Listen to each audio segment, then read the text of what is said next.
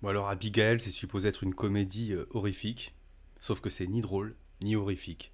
C'est juste pathétique, minable. Alors les personnages, c'est que des archétypes, et j'ai rien contre les archétypes. Des archétypes, ça peut être cool. Mais là, je veux dire, c'est pas que ça peut être cool, c'est que des archétypes, on peut faire quelque chose avec. Au contraire, il n'y a pas de souci. Putain, mais il y a tellement de trucs que j'aime avec des archétypes. C'est juste que là, il n'y a rien autour. C'est nul, ils sont écrits par un gamin de 12 ans.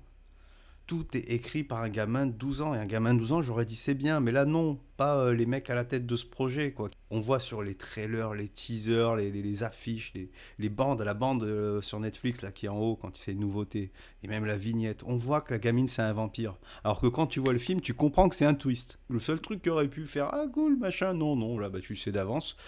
Et bon, de toute façon, c'est nul. La mise en scène, putain, la mise en scène,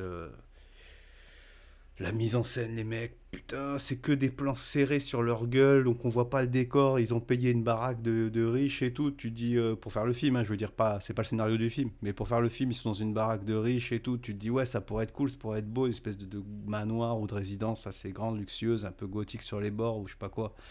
Enfin, pas du tout gothique, mais bon, c'est un film de vampire, donc il y a un petit lien dans le délire. Et en fait, vu que c'est que des plans serrés sur leur tronche, parce que c'est fait pour être vu sur petit écran, ben, en fait, tu vois pas le décor. Et par-dessus ça, t'as un filtre jaune dégueulasse. Un filtre jaune, voilà, qui gâche. Je sais même pas s'il y a des couleurs dans ce film. Il y a un filtre jaune dégueulasse tout le long. Je reviens sur ces trucs de ballerine. Le mec, il a cru qu'il faisait des trucs cool avec ça. Il y a une scène que j'ai trouvée ridicule au milieu du film. Elle se met à danser. Euh, et j'imagine le metteur en scène en train de se dire qu'il a fait un truc cool. C'est une gamine de 12 ans, vampire, regardez, elle est pleine de sang, et là elle danse, c'est une ballerine. Et la scène est ridicule. C'est sûrement le pire moment du film. C'est quand elle danse au milieu du film. Putain, non mais. Ah ouais, après t'as ce personnage, le personnage de fin là qui. Enfin, le personnage de fin. En fait, tout le long du film, il te tease le père de la gamine. Voilà. Bon, je vous spoil, hein, on s'en bat les couilles, parce que c'est de la merde, faut pas le voir. Et le père de la gamine, donc c'est un vampire. Tout le long du film, il te le tease. Et c'est le seul truc qui est un peu bien fait, c'est dans le sens où les personnages, comme c'est tous des méchants, et qui sont supposés être très bons dans leur domaine, et que eux, ils ont peur de lui. Juste à entendre son nom, tu te dis, il doit être impressionnant et tout.